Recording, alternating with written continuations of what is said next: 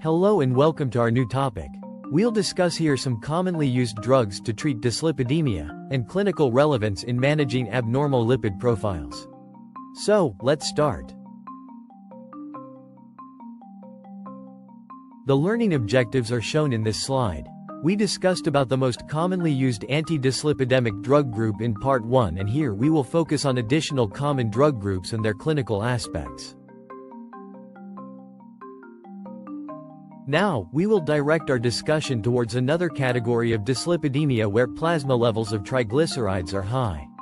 This schematic diagram represents the reciprocal regulation of hepatic metabolism during the fasted and fed states, highlighting the interaction between two key nuclear receptors, PPAR-alpha, peroxisome proliferator activated receptor alpha, and FXR, farnesoid X receptor, within the liver. During fasting, the liver's primary goal is to maintain energy supply by generating glucose and oxidizing fatty acids.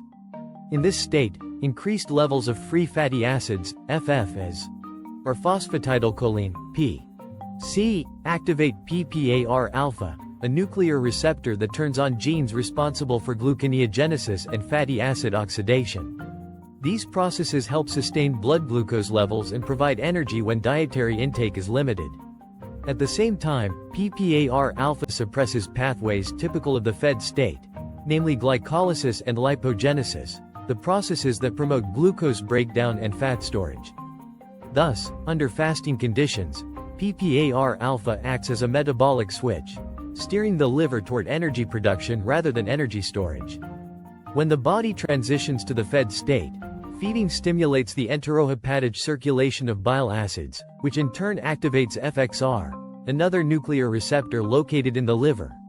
FXR exerts effects opposite to PPAR-alpha.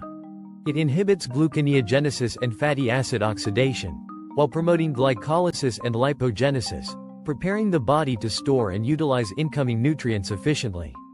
Interestingly, there appears to be crosstalk between these two receptors, PPAR-alpha and FXR, creating a balanced metabolic rhythm between fasting and feeding. This dynamic ensures that the liver alternates appropriately between catabolic functions, energy generation, and anabolic functions, energy storage, depending on nutritional status.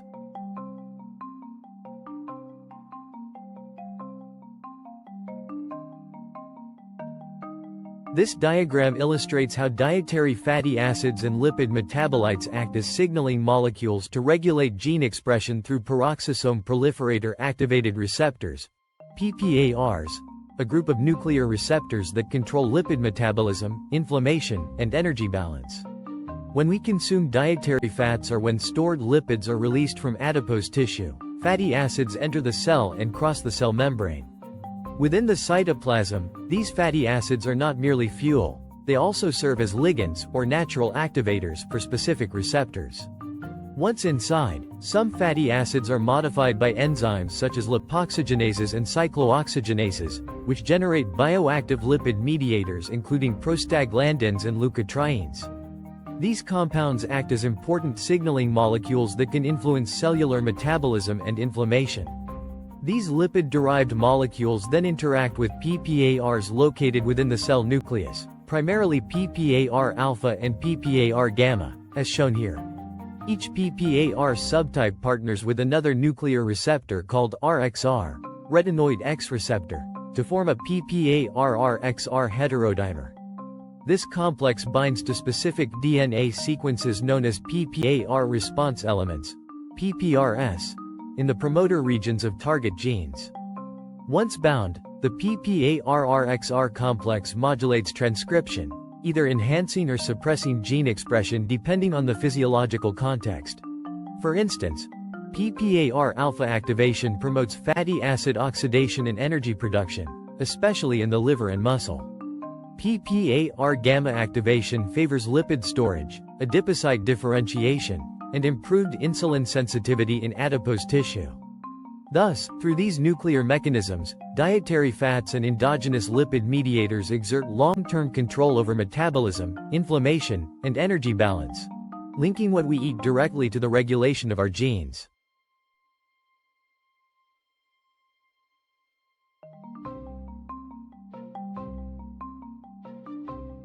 Fibrates such as gemfibrozil and fenofibrate activate the nuclear receptor PPAR-alpha, which forms a heterodimer with the retinoid X receptor. Activation of this pathway increases lipoprotein lipase activity, promoting fatty acid oxidation and clearance of triglyceride-rich lipoproteins.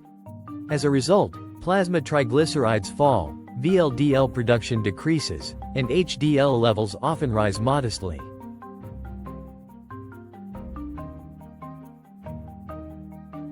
Fibrates can cause mild gastrointestinal upset, rash, or rarely blood count suppression, so caution is needed if the patient uses anticoagulants.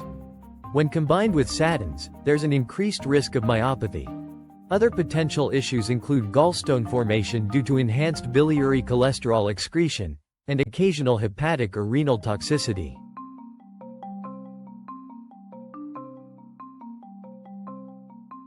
Niacin, also known as nicotinic acid or vitamin B3, decreases the release of free fatty acids from adipose tissue by inhibiting hormone-sensitive lipase when given in high doses. It also enhances the clearance of VLDL via vascular lipoprotein lipase, thereby reducing hepatic VLDL and LDL synthesis.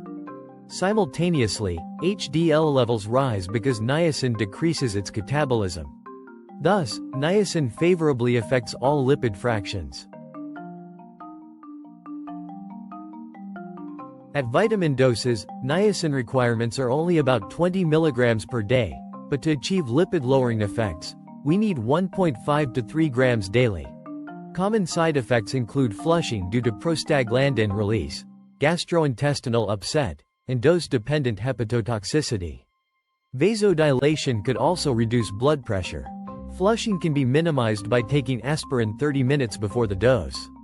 It can also cause hyperuricemia by competing with uric acid's excretion through organic acid transporters in proximal convoluted tubule.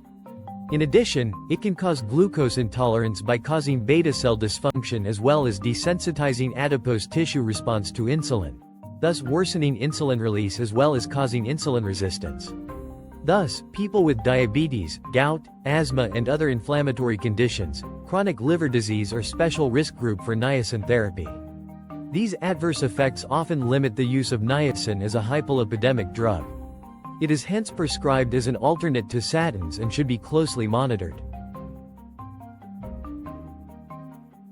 Ezetimibe acts at the brush border of enterocytes, selectively blocking the NPC1L1 transporter, which is responsible for intestinal cholesterol absorption. When combined with statins, it further lowers LDL levels by reducing both synthesis and absorption of cholesterol. Adverse effects are uncommon but may include mild elevation of hepatic enzymes when used concurrently with statins.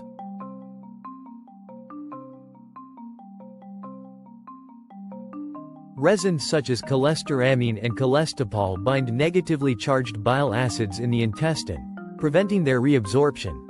To replace lost bile acids, the liver converts more cholesterol into bile salts, thus lowering hepatic and plasma cholesterol levels.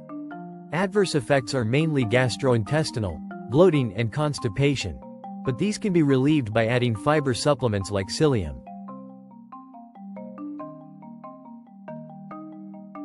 Thanks for watching. Don't forget to like, subscribe, and share. Happy learning!